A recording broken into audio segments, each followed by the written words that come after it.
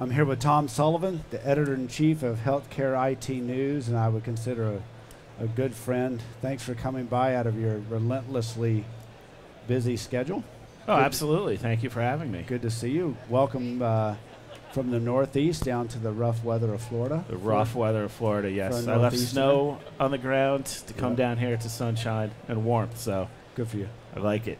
It's good to see you. Likewise. Really good Thank to see you. you. You're welcome.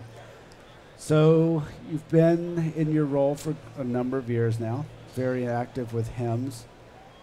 And when I knew we were going to get together to talk today, I thought, okay, I wonder what Tom is seeing.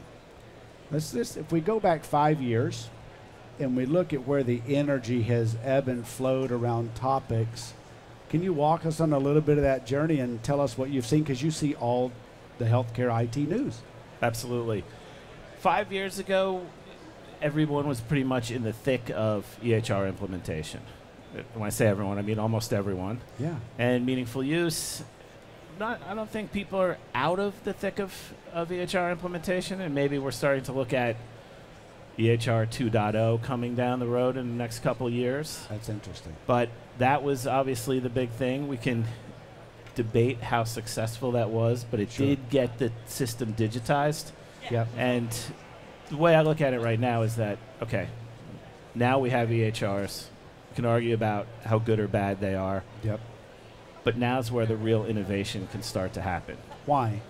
Because we have a foundation. What's your view on that? Because we have a foundation. I mean, there's certainly a lot of obstacles to overcome. We hear about interoperability. And since we're reflecting back, before I was in healthcare, I covered enterprise IT, application development, basically everything from application development to web services. Yep. So I saw a lot of standards being developed. And a big buzzword back then, especially around Java, was at Java and XML. Big interoperability was actually a big buzzword.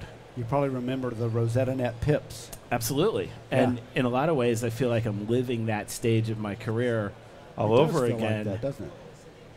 Well, there's involvement now from the government, which there wasn't government involvement in that. It was IBM, Sun Microsystems when it was a standalone company, Oracle, Microsoft. So now we have ONC driving some of it. Again, I feel like I'm living it all over again.